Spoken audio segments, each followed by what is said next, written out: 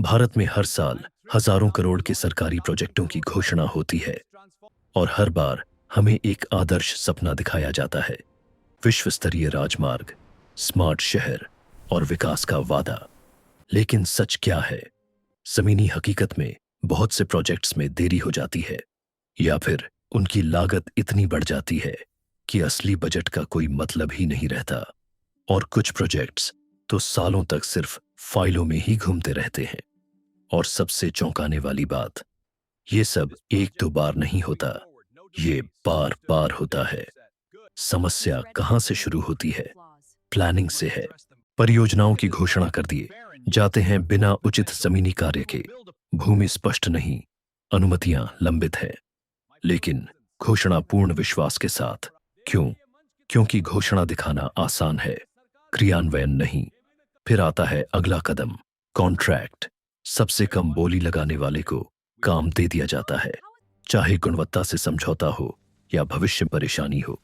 और जैसा ही काम शुरू होता है, सिस्टम अपनी असली स्पीड दिखाता है। कानूनी मुद्दे, फंडिंग में देरी, विभागों के बीच समन्वय विफलता। एक समस्या दूसरी को जन्म देती है और प्रोजेक्ट धीरे धीरे रुकता नहीं, घिसता रहता है। लोग तुरंत बोल देते हैं, सब भ्रष्टाचार है। हाँ, भ्रष्टाचार मौजूद है, लेकिन सच और भी ज्यादा खतरनाक है। सिस्टम इतना खराब है और धीमा है कि भ्रष्टाचार के बिना भी परियोजनाएं विफल हो गई हैं।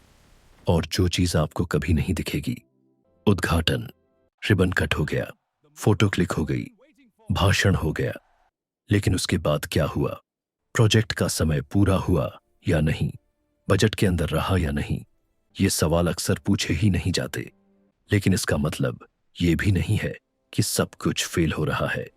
भारत ने कुछ ऐसे प्रोजेक्ट भी दिए हैं जो विश्व स्तरीय है, जो सबूत है कि सिस्टम काम कर सकता है। पर समस्या ये है कि वो स्थिरता नहीं है। कभी परिणाम उत्कृष्ट होता है और कभी इतना कमजोर कि पूरा भरोसा हिल जाता है। तो असली गेम क्या है?